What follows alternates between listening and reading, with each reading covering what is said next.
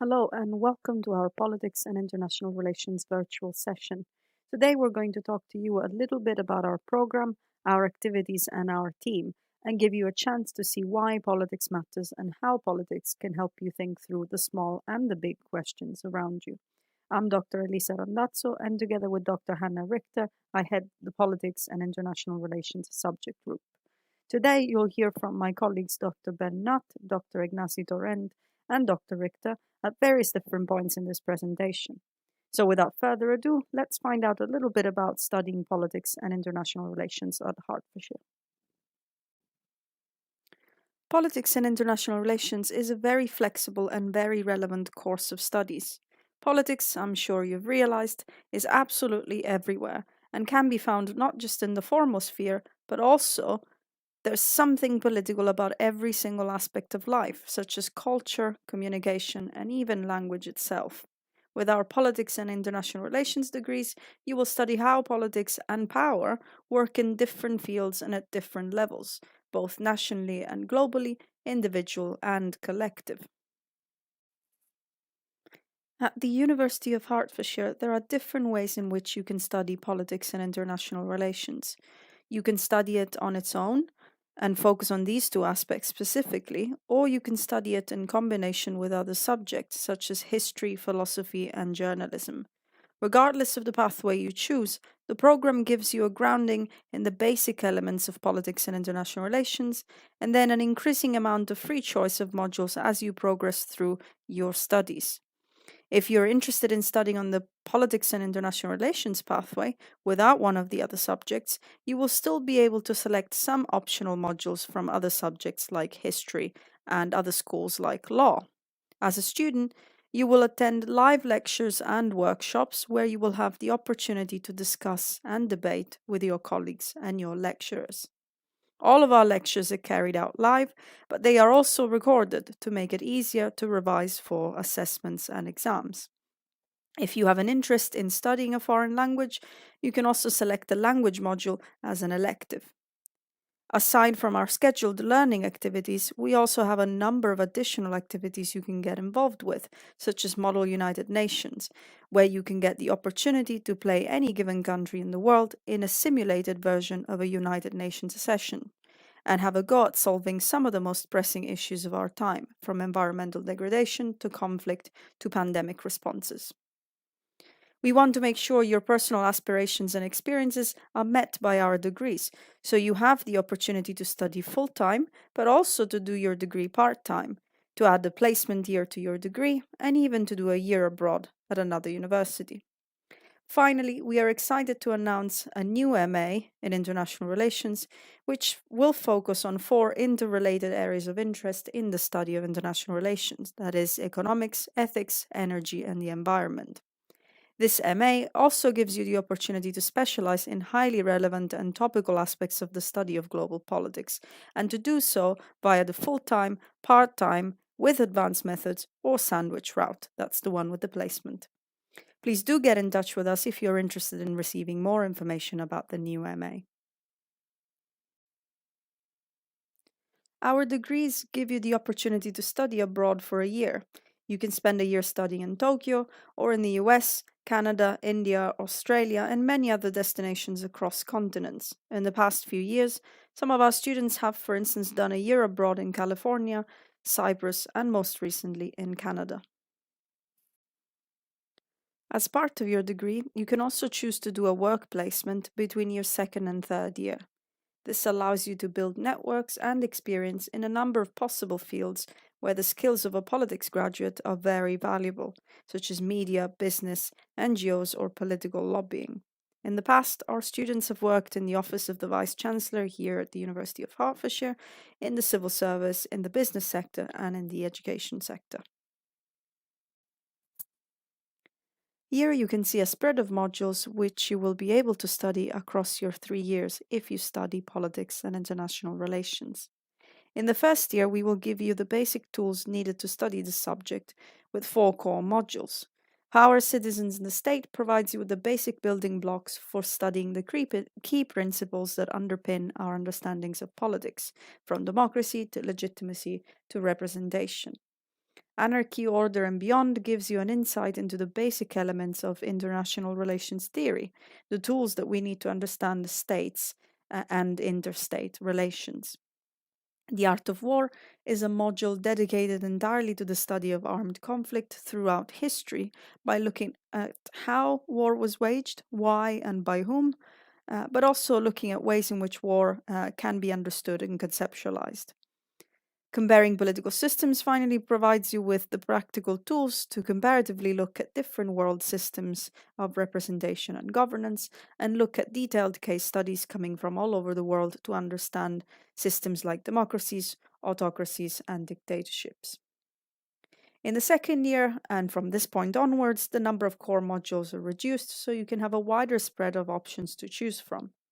Modern political philosophy provides you a conceptual way to think through some of the principles we've become familiar with in the first year, such as freedom and equality.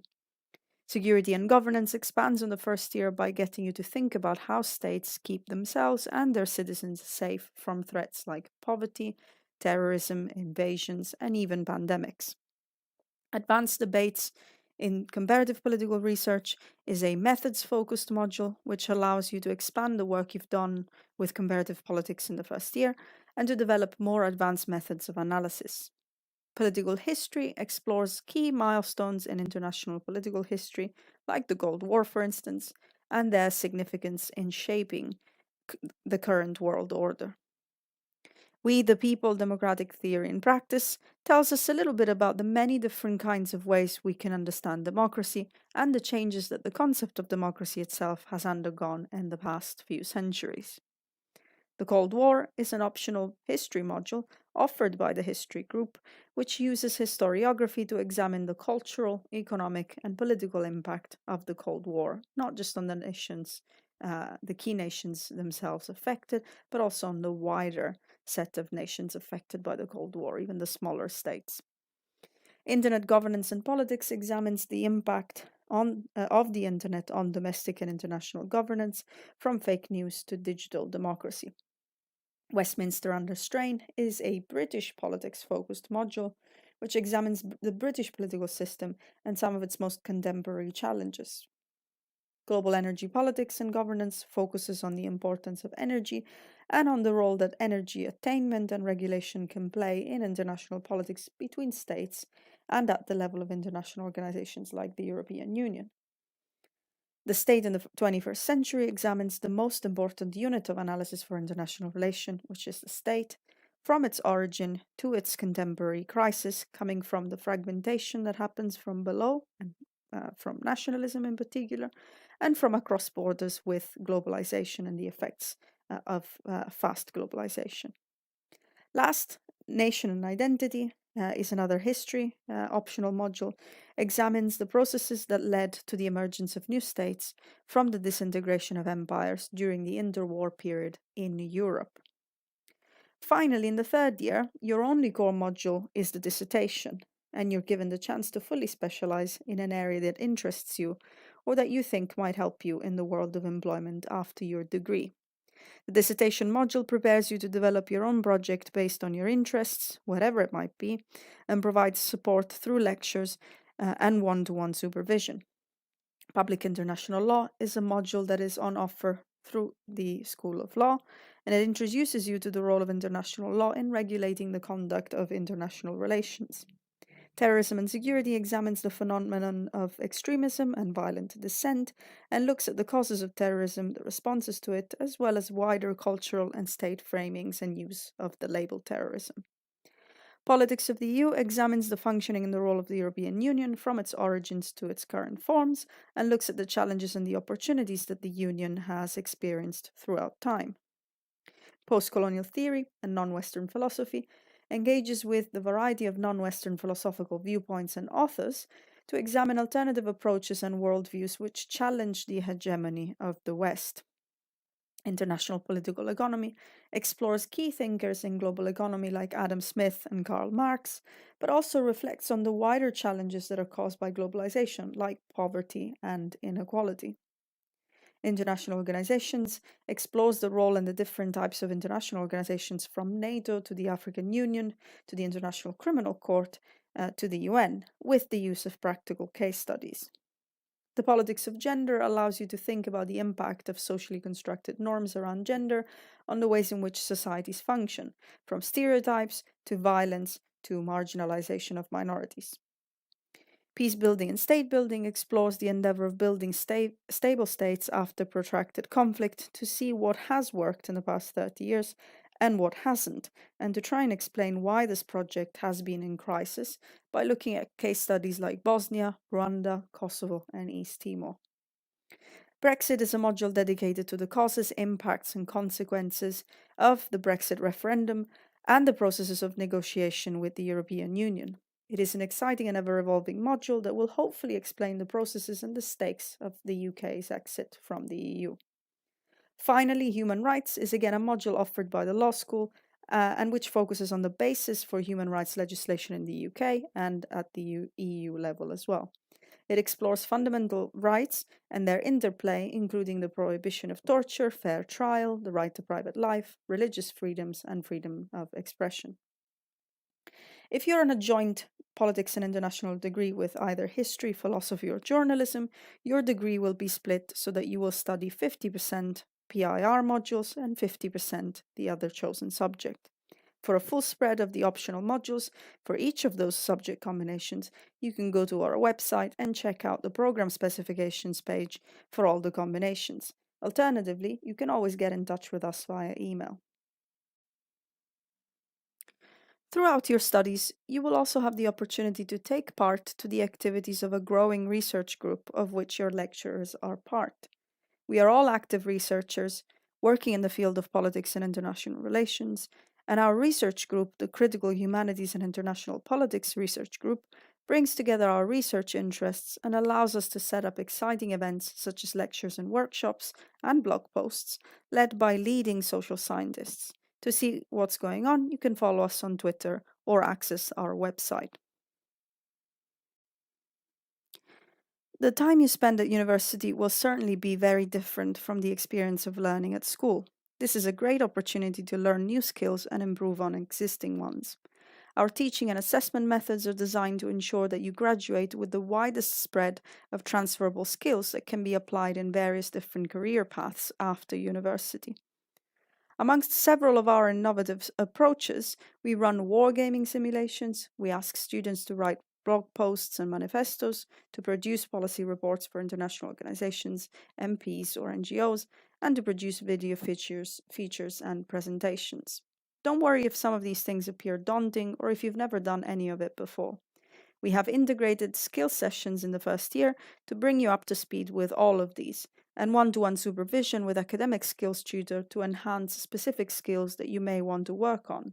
You can always rely on your tutors, like us, to help you improve on individual aspects of your learning.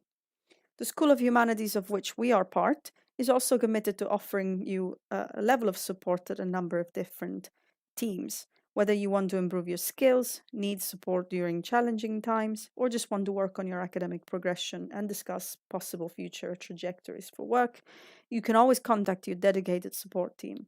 You'll be allocated a personal tutor who will follow you throughout your degree and can also rely on the school's support team and the University Wellbeing Service.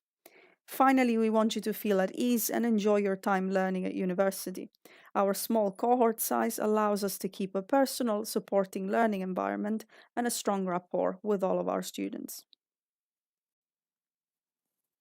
As I mentioned before, starting university can be an exciting but also a daunting moment in your life.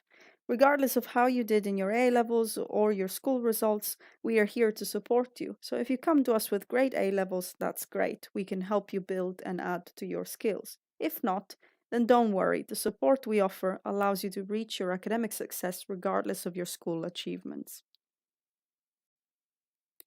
Even though you may not be thinking about your future career at the moment, it is worthwhile spending a moment to think about how your degree can help you develop your future pathways. Politics and international relations is luckily an extremely versatile degree, which allows you to go into a wide range of very diverse work pathways.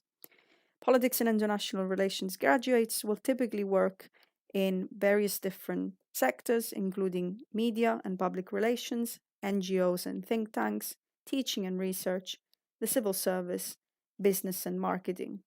Our own politics and international relations graduates have gone on to work in public relations, business analysis, education, and some have gone on to further their studies with MAs from King's College and SOAS.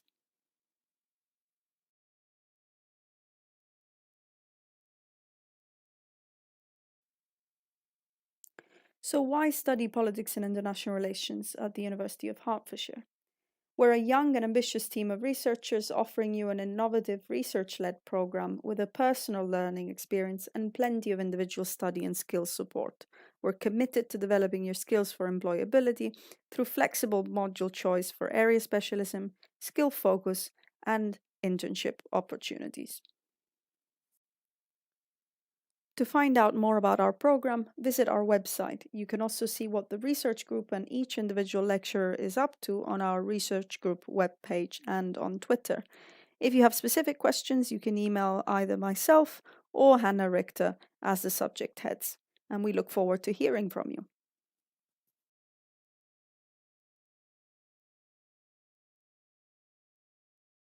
And now let's spend some time together talking about politics. In the next few slides, myself and my colleagues will give you a bit of a taster of what it means to use politics and international relations as a discipline to think through the problems and issues of our time, and we'll do that by unpacking the current coronavirus crisis. The outbreak of the coronavirus disease, whose root causes are still uncertain or unclear, was first identified in the city of Wuhan in China in December 2019. Despite draconian measures by China and neighboring countries such as South Korea, the virus rapidly spread across the world, which took the World Health Organization to formally recognize this worldwide issue, if you want, a pandemic. Now, beyond blatant health consequences and dreadful human losses, at the time of preparing this video, the number of total world deaths has escalated up to 50,000 and over a million of infected people. The pandemic has interrupted our routinary everydayness. So, in other words, the virus has dramatically affected the way humans stay in the world. From the daily struggles of individuals, families, neighborhoods, and communities which have to address affairs like social distancing, food provision, or childcare, to the planetary wide disruption of international trade, world traveling, or massive cultural gatherings. The following slides critically unpack and examine the messy scope and the implications of the current crisis. Thanks, Ignacy. As of 1st of April 2020, there have been positive tests for the COVID-19 virus in 201 countries. This is a truly global crisis that requires a collective, coordinated international response. But how can such an effort be managed and organised? There is, after all, no world government. Instead, we have a collection of independent countries which we call states. Now, states are the core decision makers in global politics, the only entities able to resolve international crises. To help resolve global issues, states create what we call institutions, such as the World Health Organization or the WHO. The WHO offers expert advice on how to manage and resolve global health issues. The WHO acts as a forum for states to coordinate policies with one another. And the WHO allows states to collaborate with one another as they are in the current solidarity trial. But the implementation of any policies rests solely in the hands of states. This explains why we have seen such a disparity in policy responses. Testing, timeframes, travel bans, social distancing, and lockdown approaches have all been different. So overall, what does the COVID-19 pandemic tell us about politics at the global level? It has shown us how difficult it is to coordinate, manage, and organise responses to global crises, clearly highlighting the limits of the current global governance framework. Successfully resolving the COVID-19 pandemic will be determined by the actions of over 100 individual governments. But a state cannot resolve the pandemic individually. There needs to be some form of unified, coherent response which has thus far been missing. Instead, we have a series of competing responses with little noticeable coordination or consistency. Next, we pass over to Dr. Hammer Richter to discuss the impact of the COVID-19 pandemic on local politics.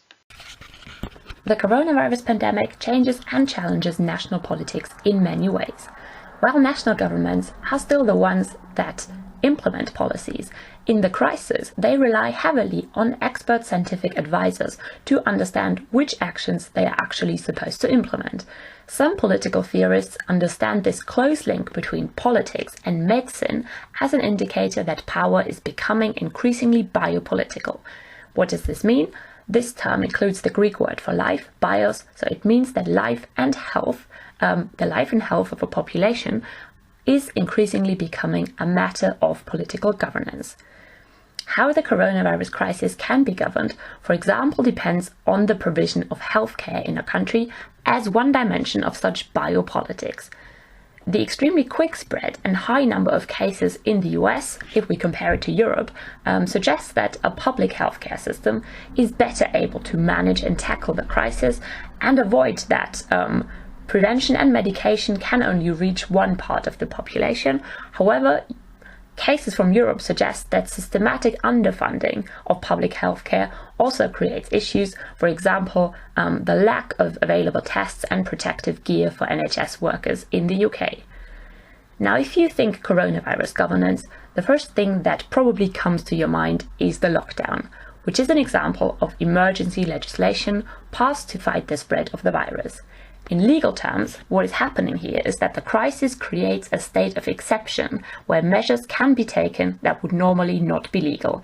For example, the police has special powers to enforce the lockdown. In some countries, the army is used on the inside. The state can repurpose buildings, patient confidentiality is suspended, and so forth. Some political theorists worry that exceptional state powers can be misused to extend surveillance and control and can thereby undermine citizen freedom. Potentially, we can see this at the moment in Hungary, where the right-wing Orban government passed legislation which allows it to bypass parliament and rule by decree. What we, however, can see in many countries is that exceptional circumstances increase support for national governments. Because we usually find this phenomenon during times of war, it is sometimes in the literature called rallying round the flag. But we can see this in the coronavirus crisis as well. For example, in Italy, approval for the current government under Giuseppe Conte increased from 44% to 70% between February and March, and the coronavirus crisis also affected how the public sees Boris Johnson in the UK. While this was mainly in an unfavourable light before the crisis, it is now mainly in a favourable light, and more than 90% of the population supported the Johnson government's lockdown measures. Now, a final important dimension of the pandemic as a national political challenge is its economic impact. In the short term, governments are providing financial packages of loans, aids and grants mainly for businesses, but not just, to soften the economic impact of closures and cancellations. This package currently stands at 350 billion in the UK, so a massive financial impact. One interesting point to note here is that these measures partially cross political lines. The tax-funded support for renters, self-employed citizens, unemployed, so vulnerable citizens offered by the current government would normally be more on the lines of labour, but in this case, in this crisis, transcends political lines. Okay, so in light of what we discussed earlier, what we're going to do now is to have a little bit of a general group reflection on some of the themes that emerge if you think about the current pandemic through the lenses of politics and international relations. So without further ado, Ben, if you can take it from here. Okay, so the COVID-19 pandemic is a clear example of what I would call the globalization paradox. So it shows us how local factors, such as the dietary habits of the elites and upper classes in China, can have truly global consequences. But also at the same time, it shows us that global events, such as a worldwide pandemic, can have local consequences, including the closure of schools and the delivery of local amenities. Thank you, Ben. Hannah. All right. So what I would like to point out is that the crisis can indeed make states stronger. And we've seen this in the coronavirus pandemic as well. On the one hand, more authoritarian systems such as Hungary, but also Poland, the governments have tried to instrumentalize the crisis to extend their control, and quite successfully so. But even in more fully democratic systems such as the UK's, what we've seen is that political patterns have shifted, and that can have unintended consequences. Like when you change the pattern on one side of the Rubik's Cube, other patterns change as well. So, for example, the government has more powers to control citizens through executive powers, the police, through data surveillance. And now the citizens accept this more because of the exceptional circumstances. And how this will change the pattern of democratic politics, we won't quite know until much further down the line. Ignacy. So, in vain with this line of argumentation, and maybe as a wrap up, whenever we think of all these all-encompassing concepts such as history, progress, even the world, it is never in an abstract or unsituated manner. The referential point is always the human, right? So it's not any history the one we think of, but it's the human history, it's the human progress, it's even the human world, right? So phenomena like the coronavirus pandemic compromises this unconscious and rather hubristic human-centered bias. We come to learn that our form of being and becoming in this planet is always the result of this unpredictable, as Hannah was mentioning, these unpredictable political negotiations with further non-human ecologies. And as a final point, maybe realizing this might unleash a sense of modesty in the human, which seems necessary to undo this anthropocentric character of liberal democracy. Thank you, Ignacy. And actually what that makes me think is that this human centrism also defines the way in which what we consider to be the most common and commonly understood unit for doing politics and doing international relations, which is the state, has actually responded to the crisis at the moment. At the moment, states have actually reacted to this in a very militaristic way, as if the virus was actually another state actor that was invading and crossing the boundaries. But what we know, of course, is that the virus at the moment is not necessarily considering the boundaries that we humans have imposed to understand and to relate to the world.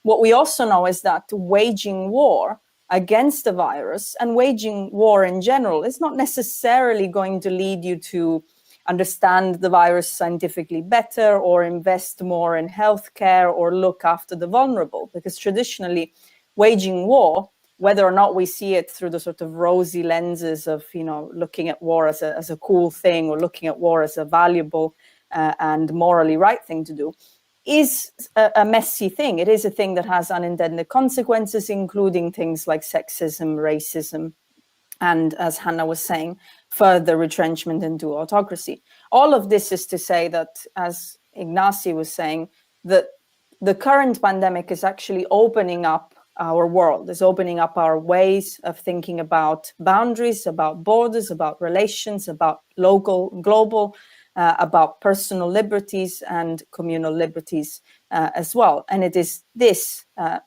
which makes the current crisis, whilst very hard to live through personally, a really interesting thing to think through and to allow us for us to think about the world in a different way.